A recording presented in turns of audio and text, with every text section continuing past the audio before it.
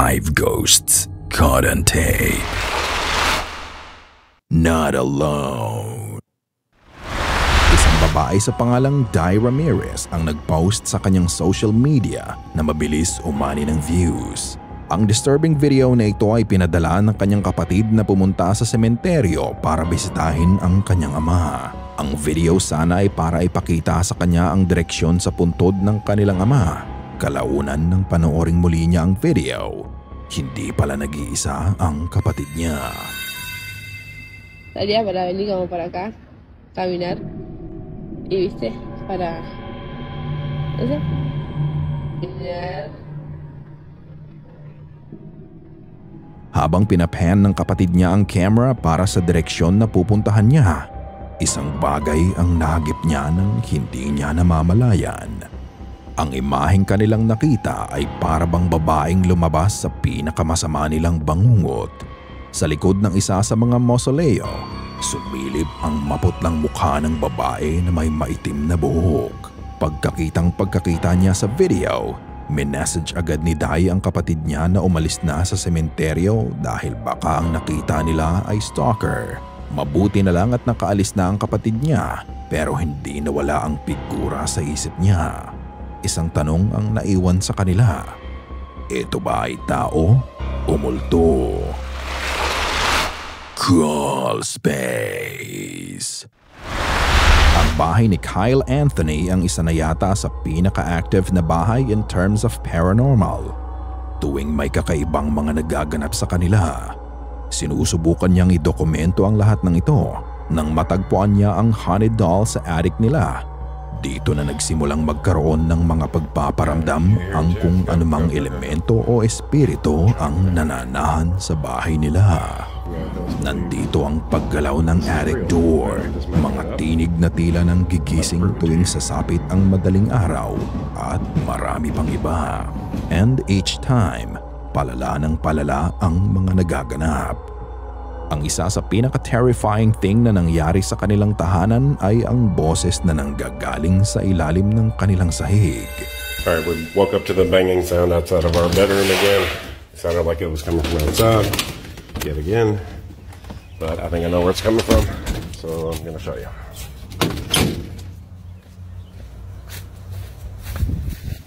Right there.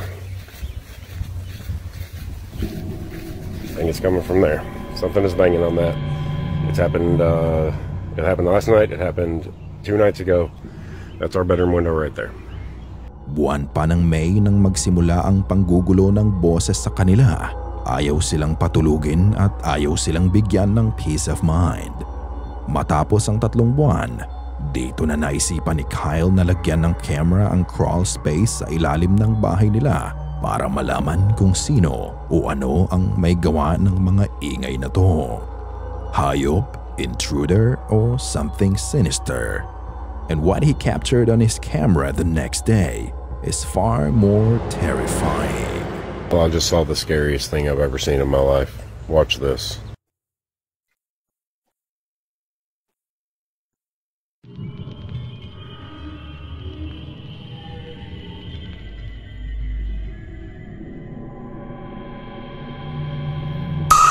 In his own words, what he captured was the scariest thing he has ever seen in his life, and it totally freaked him out.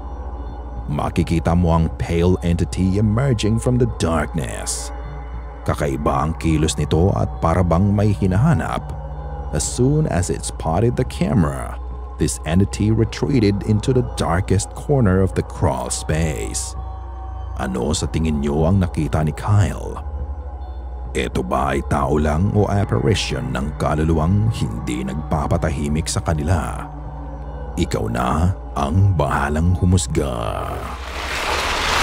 The Hospital Basement. Nagtatrabaho si Maria bilang cleaner sa isang hospital na luma na at may reputasyon ito bilang haunted. Sa trabaho niya, may mga na-encounter siyang mga kakaibang bagay. Isa na dito ang nurse na nakita niya na naka-uniforme ng pang 1980s. Haz de cuenta que yo me metí aquí a la madre Y me asomé aquí, pero no me asomé hasta acá, me asomé así nada más y cerré la puerta para limpiar el baño. Y me metí a limpiar el baño y miré que se estaba sentando aquí y dije, de querer ir al baño. Y cerré, o sea, yo estaba encerrada. Y cuando salí del baño me asomé y miré que no había nada. Ay, mejor me voy a salir de aquí. Naniniwala siya na may mga kaluluwa dito at ang pinaniniwalaan niyang source nito ay ang abandoned basement ng hospital. One time, she decided to explore the basement by herself, and what she witnessed was nothing short of a waking nightmare. As she turned in the corner, she's not aware that she's gonna capture something truly horrifying.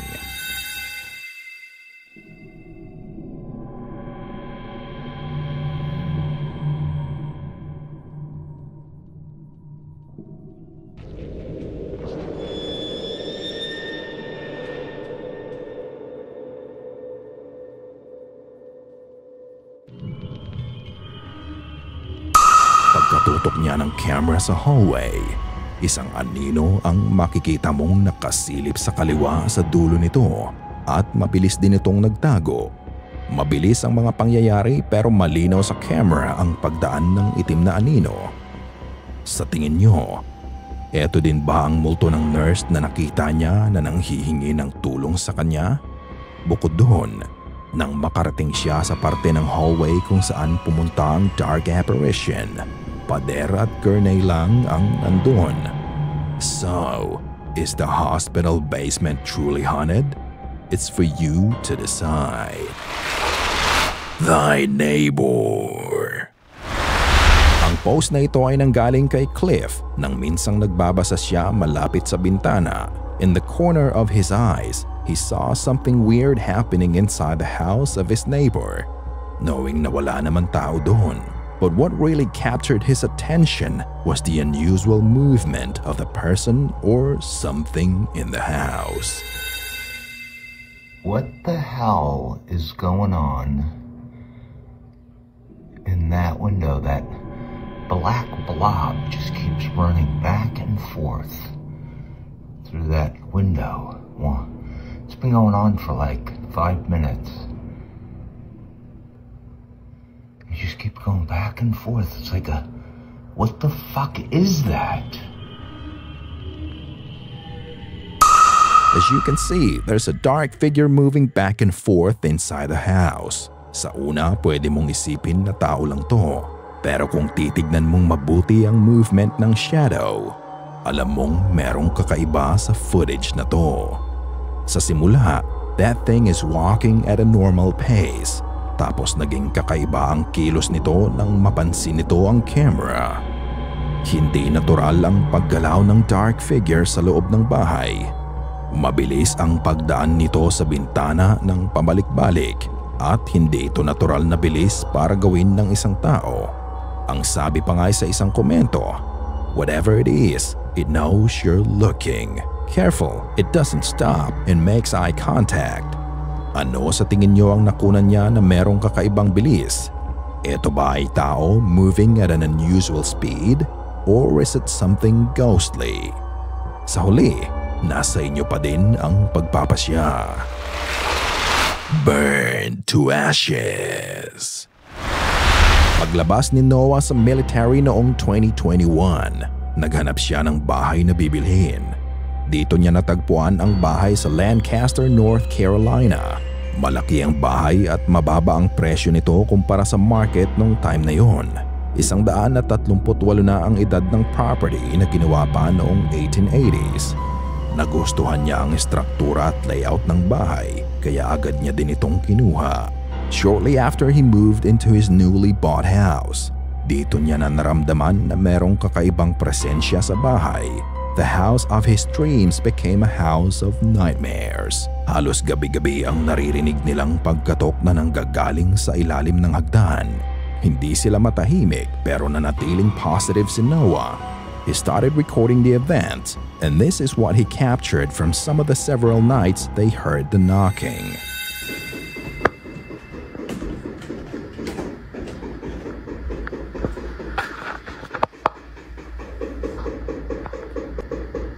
Hello? If you can hear me, please stop. Why are you going faster?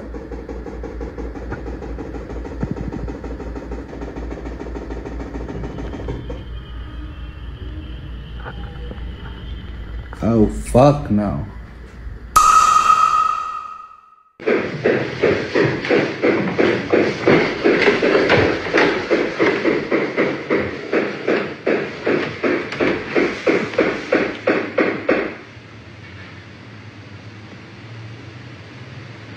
If you could just please stop. I'm trying to sleep.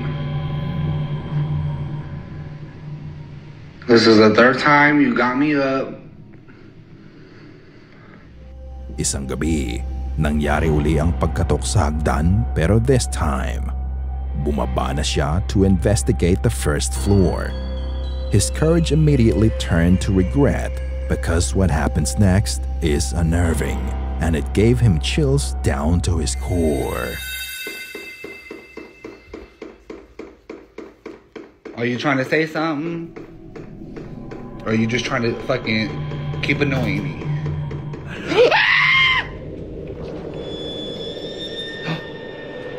Oh.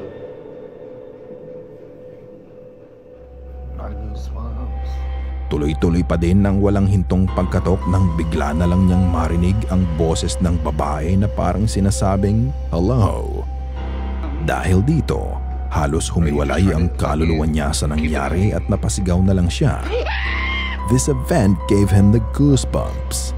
Matapos noon, nag-search siya sa internet tungkol sa history ng bahay at dito niya napag-alaman na ang unang owner ng haunted house na to ay si Hudson Hood na naging mayor ng Lancaster noong 1915.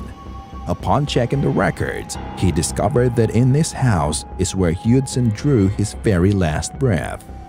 Bukod dito, may isang event pa na nangyari sa bahay noon na naikonekta niya sa mga nangyayaring activities sa bahay nila ngayon.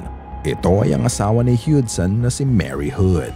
Siya ay nahulog sa hagdan na naging sanhi ng kanyang injuries at kalaunan, binawian ng buhay dahil sa tindi ng mga injuries na natamo niya sa pagkahulog sa hagdan na sentro ng mga strange occurrences sa bahay. One night, bigla na lang silang nakarinig ng kumakatok sa harapan nila. At pagbukas ng pinto, eto pala ay mga bombero at sila ay nakatanggap ng 911 call dahil sa nasusunog na ang harapan ng bahay nila. Tonight, a Queen City News exclusive. A group of roommates in Lancaster County are looking for a hero they say saved their lives. Their home caught on fire without them knowing early yesterday morning. Everybody come out. The house is on fire. Those are words you never want to hear. Homeowner Noah Heaton says it was a normal night for him and his roommates as they were all preparing for bed, but they weren't prepared for what would happen next. I woke up at about 1 a.m. with my roommates yelling at me, thinking someone's breaking in the front door. So barefoot and in pajamas, they got outside, only to see firefighters already tackling the fire on the second story. And that's when I saw our hammock and outdoor rug up in flames. This is left after the fire. Heaton says officials still don't know the cause. Their rug caught fire first and slowly burned until it touched the hammock. Mabuti na lang merong good Samaritan na nakakita sa nasusunog na bahagi ng bahay na mabilis ding itinawag ng tulong. Dahil dito, hindi masyado nagkaroon ng damage ang bahay at nailigtas ang bahay nila Noah. Naniniwala sila na ang sunog ay kagagawan ng multo ni Mary na gusto silang isama sa kabilang buhay.